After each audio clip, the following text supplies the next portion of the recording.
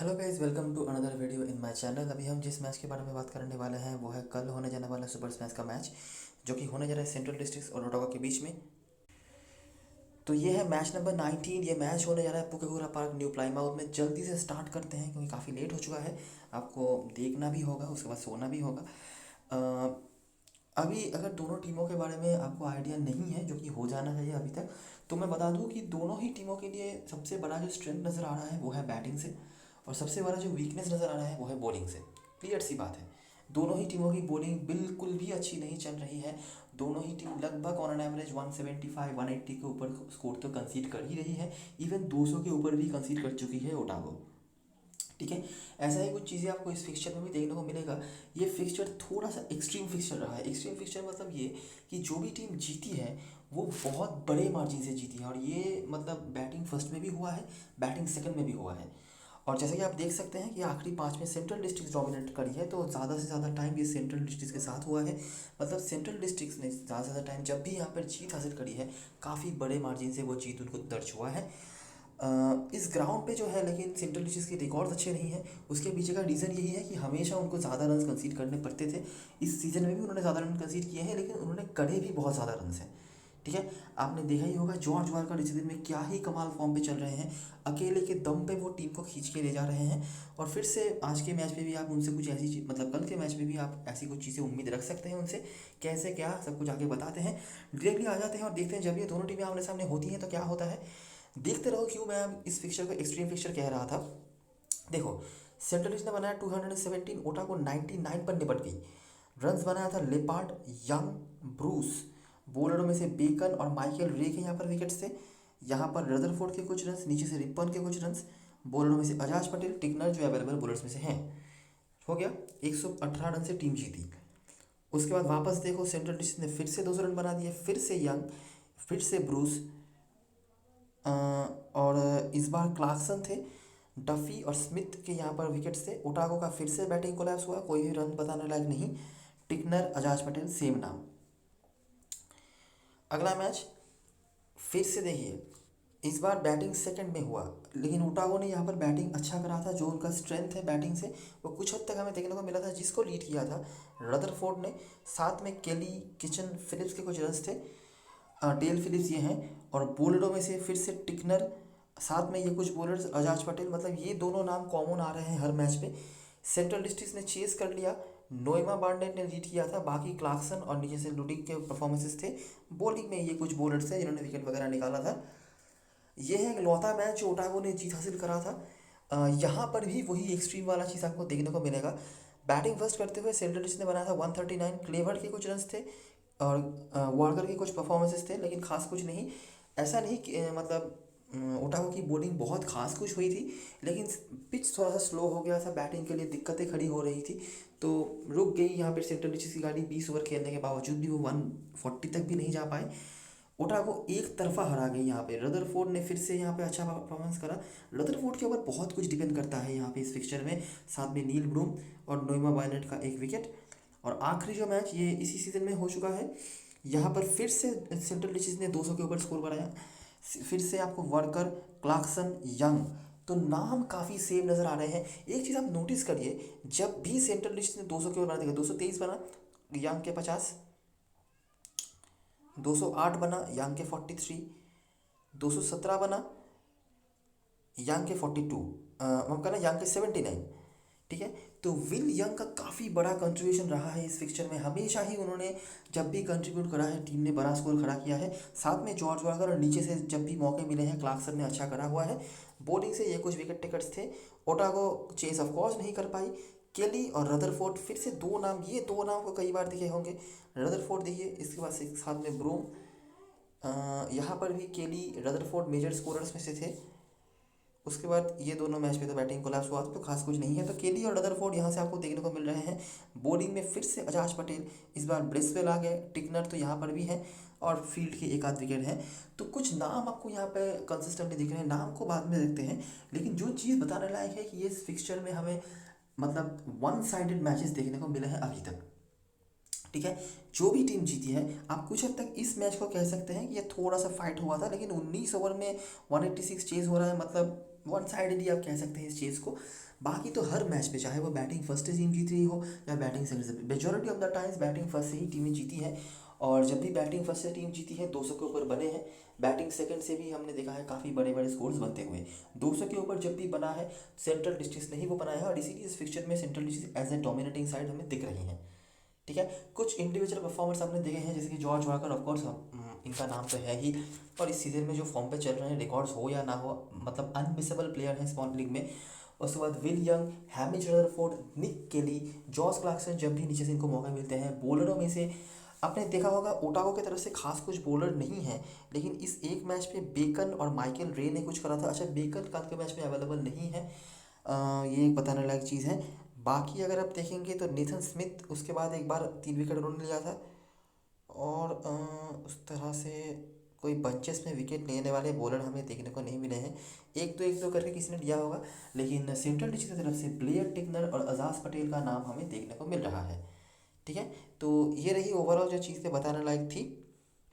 अगर समराइज़ करें हम परफॉर्मर्स को, तो नील ब्रूम का नाम आपको यहाँ पर दिख जाएगा, लेकिन हाई स्कोर 42 का ही है।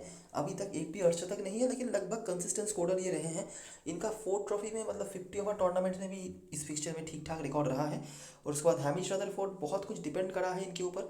50 का औसत है, लेकिन जैसे कि आपको पता ही है ये हाईली इनकन्सिस्टेंट है।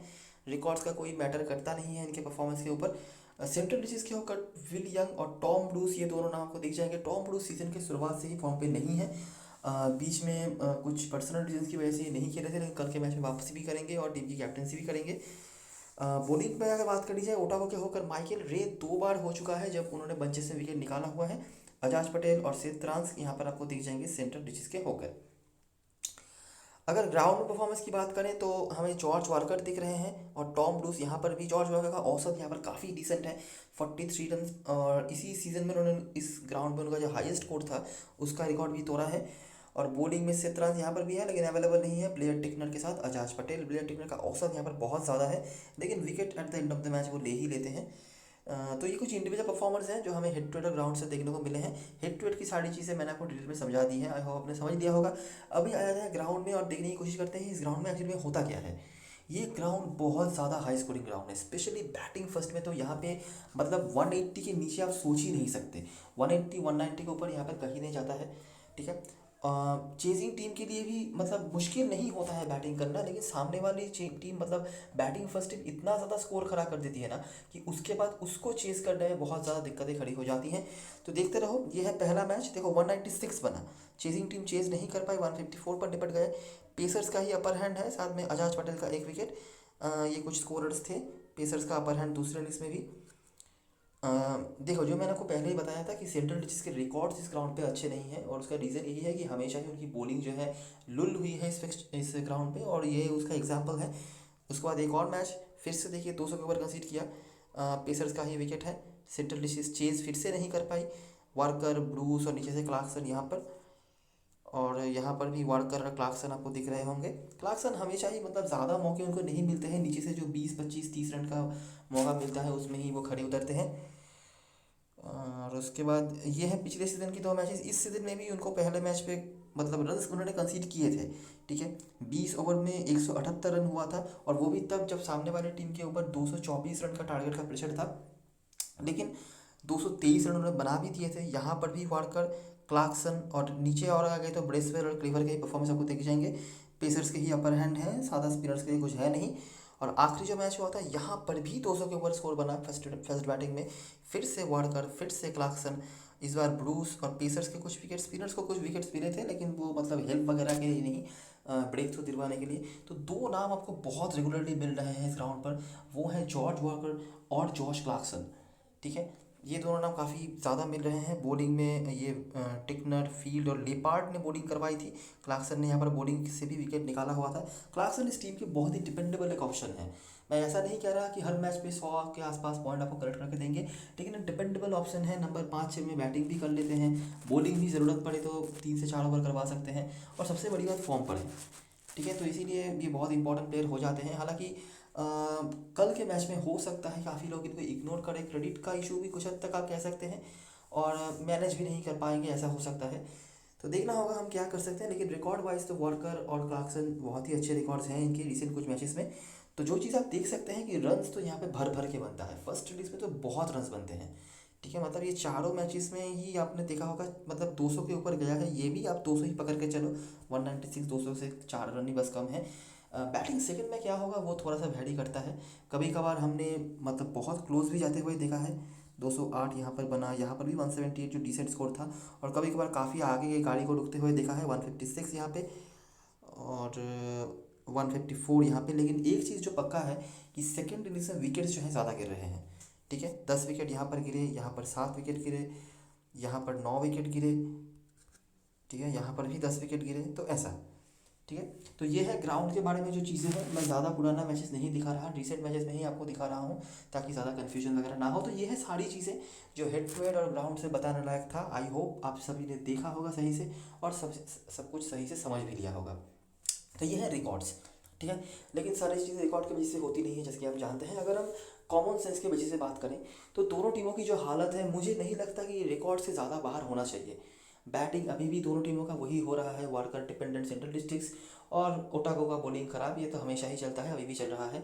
ओटागो की बैटिंग में भी बहुत वेरिएशंस नहीं है, मतलब हैमिश रदरफोर्ड, नील ब्लूम के ऊपर अभी भी बहुत रिस्पॉन्सिबिलिटीज हो रही है। लेकिन ओटागो के बैटिंग में अभी निक केली का भी कुछ कुछ परफॉर्मेंस रहा है, लेकिन ये भी हाईली इनकन्सिस्टेंट है।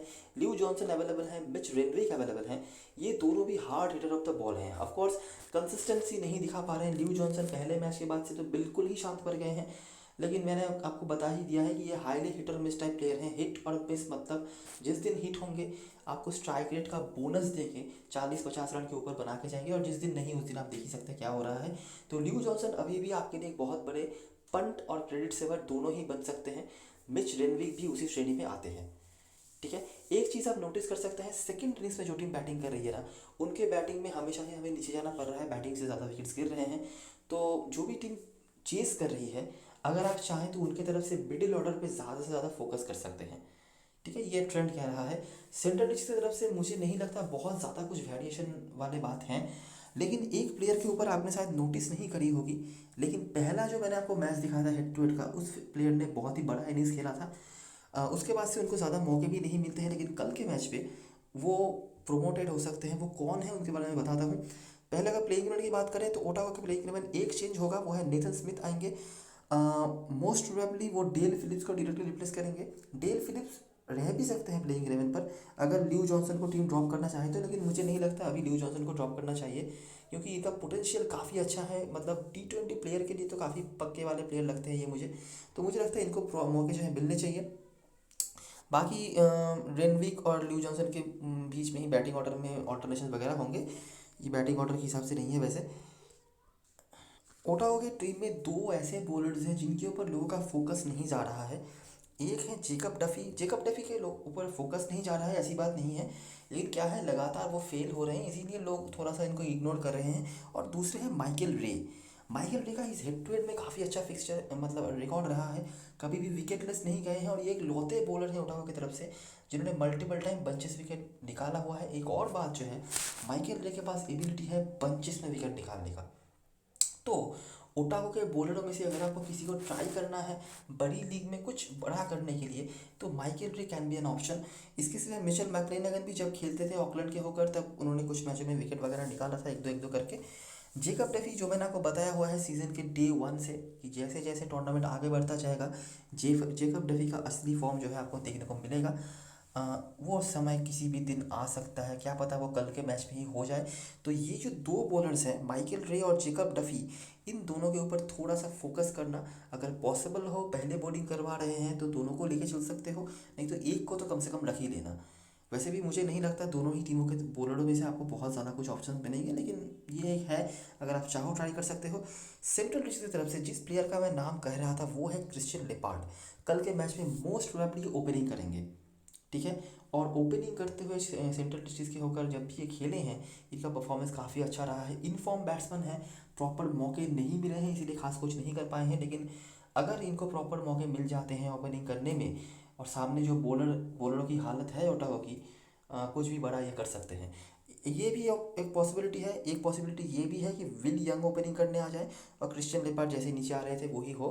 तो ये देखना होगा आपको प्लेइंग 11 आने के बाद कि बैटिंग ऑर्डर क्या हो रही है। अगर क्रिस्टियन लिपार्ड ओपनिंग करते हैं तो बहुत ज़्यादा इंपॉर्टेंट प्लेयर बन सकते हैं, हिट कर सकते हैं पहले गेंद से, स्ट्राइक रेट भी अच्छी रख सकते हैं, बड़ी इनिंग्स खेल सकते हैं। उसके बाद विल यंग, रॉस टेलर कल के मैच में खेलेंगे, खास कुछ बताने के लिए नहीं है, आपको भी जितना पता है मेरे को भी उतना ही पता है। बहुत बढ़िया फॉर्म पर तो है नहीं, और क्रेडिट का थोड़ा इशू हो सकता है अगर आप रॉस टेलर को लेने जाएंगे। तो इनिशियली हो सकता है मैं इनको इग्नोर करूँ, बाकी टाइम के हिसाब से देखना पड़ेगा। सामने वाली टीम भी ऑकलैंड की, ओटागो की बॉलिंग है, जिनके ऊपर मुझे बहुत ज़्यादा भरोसा तो नहीं है। तो क्या पता है रॉस टेलर का भी दिन आ ही जाए, लेकिन थोड़ा सा प्रॉब्लम हो सकता है इनको लेने में। डेन क्लीवर कल के मैच में मुझे लगता है काफ़ी ज़्यादा वेस्ट होने वाले हैं। अगर इनका बैटिंग ऑर्डर जैसा मैं एक्सपेक्ट कर रहा हूँ वैसा ही हो जाए, नंबर 6 तक उनकी अगर बैटिंग आ जाती है तो मुझे नहीं लगता कोई काम पे आएंगे। वैसे भी फॉर्म पे तो है नहीं, कीपिंग से भी बहुत खास कुछ उन्होंने नहीं करा हुआ है। तो मुझे लगता है दोनों कीपरों में से क्रेडिट सेवर भी अच्छे बन सकते हैं रेनविक, और अच्छे फॉर्म पर भी आपको वही मिलेंगे। उसके बाद टॉम रोज भी कल के मैच में वापसी करेंगे, फॉर्म पे ये भी नहीं है लेकिन रिकॉर्ड्स काफ़ी अच्छे हैं इनके। उसके बाद जॉस क्लार्कसन मेरे लिए बहुत इंपॉर्टेंट प्लेयर है, लेकिन अगर नंबर 7-8 में बैटिंग करने आते हैं तो मतलब क्या ही किया जाए उनके साथ। उसके बाद डॉग ब्रिस्वेल, नोइमा बार्नेट और फील्ड में से मेरे ख्याल से कोई एक खेलेंगे। अगर समझ लीजिए इन मतलब नोइमा बार्नेट फील्ड में से कोई एक खेलते हैं तब तो लिपार्ड का इंपॉर्टेंस और भी ज़्यादा हो जाएगा, क्योंकि लिपार्ड तब चौथे पेसर के रूप में आएंगे आपके सामने। मतलब ब्रिस्वेल, टिकनर, फील्ड और नोइमा में से जो भी खेलेंगे वो, क्लार्कसन और उसके बाद लिपार्ड, माफ करना, पाँचवें बॉलर के तौर पे, पाँचवें पेसर के तौर पे आपके सामने आ जाएंगे। और रजाज पटेल तो हैं लौते स्पिनर के तौर पे। और बेंच पे मुझे नहीं लगता यहाँ पे कुछ उस तरह का मिलेगा।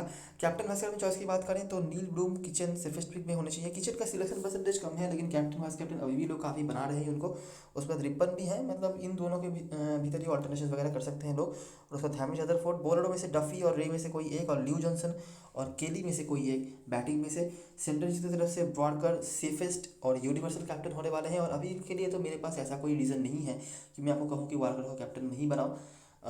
रिकॉर्ड्स तो अच्छे हैं ही, फॉर्म अच्छा है, और सामने वाली टीम की बॉलिंग पे भी मुझे बहुत ज़्यादा भरोसा नहीं आ रहा है। उसके बाद ब्रिस्वेल, रिस्क लेना है तो टेलर को काफ़ी लोग बनाएंगे जब लोग इनको खेलते हुए देखेंगे, लेकिन उतने अच्छे फॉर्म पे मुझे नज़र नहीं आए हैं। मैं बार बार कह रहा हूँ सामने वाली टीम की जो बॉलिंग है उसके बाद कोई भी कुछ भी कर सकता है, लेकिन अभी के लिए मैं हो सकता है टेलर को इग्नोर करूँ। विल यंग मस्ट हैव है मेरे लिए, अगर आप रिकॉर्ड्स की मानेंगे, फॉर्म की मानेंगे, और जो टेम्परामेंट है ना इनका, मतलब जिस लय से खेल रहे हैं कुछ अलग ही लेवल पे नज़र आ रहे हैं विल यंग। उसके बाद टॉम लूज फॉर्म पे तो नहीं है लेकिन रिकॉर्ड्स इनके हैं, और बाकी क्लार्कसन और लिपार्ड में से कोई एक अगर आप रिस्क लेना चाहते हो तो ये रही सारी चीज़ें। तो ये रही सारी चीज़ें और सारी एनालिसिस। अभी एक बार देख लेते हैं ड्रीम 11 की टीम। देखो क्लियर सी बात है, आप जितना बड़ा रिस्क ले सकते हो उतना ही बड़ा आपका रिवॉर्ड है। ठीक है, मैंने यहाँ पे रेनविक को लिया है, इसके पीछे कोई ज़्यादा ब्रेनर नहीं है। रेनविक ही बेटर कीपर ऑप्शन होंगे, क्योंकि कल के मैच में हो सकता है क्लेवर का बैटिंग ऑर्डर और भी नीचे हो जाए। बाकी वार्कर, यंग अगर ओपनिंग करेंगे, लेपार्ड अगर ओपनिंग करेंगे तभी लेपार्ड, नहीं तो आप इग्नोर कर सकते हो इनको। क्लार्कसन, नेथन स्मिथ को मैंने रखा है क्योंकि ये बैटिंग भी अच्छी खासी कर लेते हैं और बॉलिंग पे भी कुछ मैचों में इन्होंने विकेट्स वगैरह निकाले हुए हैं।